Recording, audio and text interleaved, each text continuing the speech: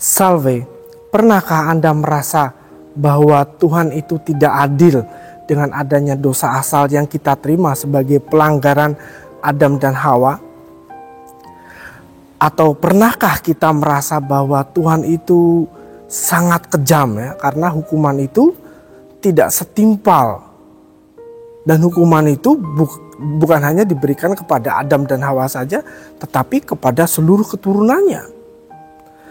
Sabar dulu ya saudara-saudaraku, sabar dulu. Mari kita renungkan bersama-sama. Sebenarnya ini enggak terlalu ribet kok. Baik, kisah pelanggaran Adam dan Hawa menggambarkan keterasingan kita dengan Tuhan. Bagaimana kita bisa bersatu dengan Tuhan dan mengambil bagian dalam kehidupan ilahinya kalau kita tidak mengenal Dia? Ya kan? Dan jika kita tidak mengambil bagian dalam kehidupan ilahinya, bagaimana kita bisa mengambil bagian dalam hidup kekal? Karena hidup kekal ada dalam Dia. Maka di dalam Injil Yohanes bab 1 ayat 29, Yohanes Pembaptis berkata kepada para muridnya untuk menyatakan Tuhan Yesus, "Lihatlah anak domba Allah yang menghapus dosa dunia." Ini bukti bahwa Tuhan sebenarnya tidak tinggal diam dengan kejatuhan manusia. Dia datang untuk menyatakan dirinya, sehingga manusia mengenalnya dan mengambil bagian dalam kehidupannya.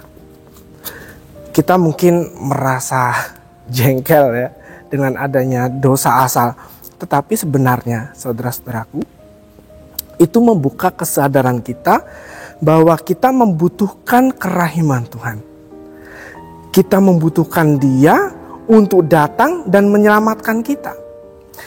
Itu membuka jalan untuk mengenal Tuhan dan memercikan kerinduan kita untuk mengambil bagian dalam kehidupannya, yaitu hidup dalam kasih, dalam roh dan kebenaran. Silakan saudara-saudaraku, lihat saja mereka yang menolak dosa asal. Mereka menolak Tuhan Yesus, ya kan? Karena mereka merasa tidak membutuhkan kerahiman Allah yang hanya bisa diperoleh di dalam Tuhan Yesus melalui iman dan pembaptisan. Nah, ketika kita ditebus oleh Tuhan Yesus, bukan kemudian kita seenaknya berbuat dosa. Justru setelah kita ditebus, kita punya komitmen yang kuat untuk hidup seturut Roh Kudus. Nah, ini sangat penting saudara-saudaraku. Jika tidak, maka kita hanya menipu diri kita sendiri dengan hidup seperti orang yang tidak mengenal Allah. Jadi sekarang tidak lagi ya saudara-saudaraku untuk beranggapan bahwa Tuhan itu tidak adil, Tuhan itu kejam. Jangan jengkel lagi. Tetapi marilah kita bersyukur. Karena justru dengan ini kita mengenal kasih kerahiman Allah yang Dia nyatakan di dalam Tuhan Yesus Kristus.